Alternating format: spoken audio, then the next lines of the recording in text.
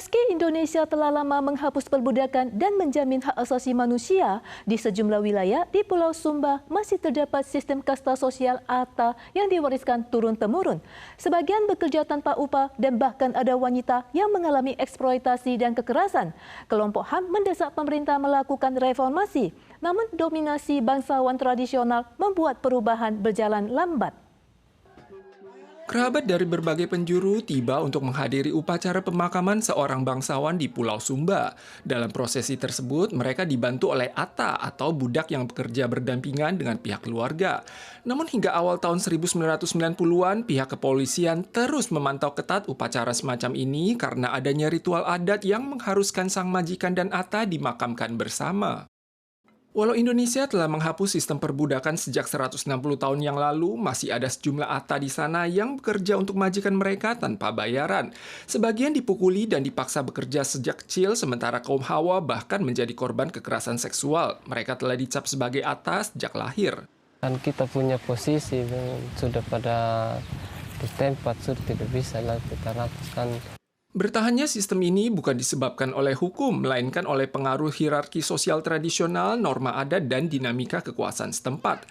Walau 80% populasi di Pulau Sumba menganut agama Kristen, kepercayaan kuno Marapu yang mencakup animisme dan pemujaan leluhur tetap mengakar kuat.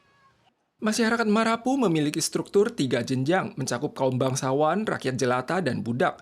Faktor area terpencil yang masih belum terjangkau sepenuhnya oleh peraturan negara modern, sistem pendidikan, dan pembangunan ekonomi memungkinkan sistem tradisional ini untuk terus bertahan. Estimasi jumlah budak di Pulau Sumba bervariasi, namun diperkirakan mencapai 1.700 orang. Sistem perbudakan di Pulau Sumba memiliki keunikan tersendiri di mana tuan dan budak tinggal di bawah satu atap. Kalau bukan karena wajah para budak yang tampak kusam akibat terpaan cuaca, kalangan luar seringkali kesulitan membedakan mereka. Kalau mau berbuat apa saja tetap mereka dengar saya. Bagaimana Umbo? Ini anak saya mau sekolah ini, mau kerja ini, kalau begitu. Saya tetap dukung mereka karena mengingat juga zaman sekarang sudah semakin maju. Sistem ini mulai menghadapi tantangan seiring meningkatnya kesadaran akan hak asasi manusia.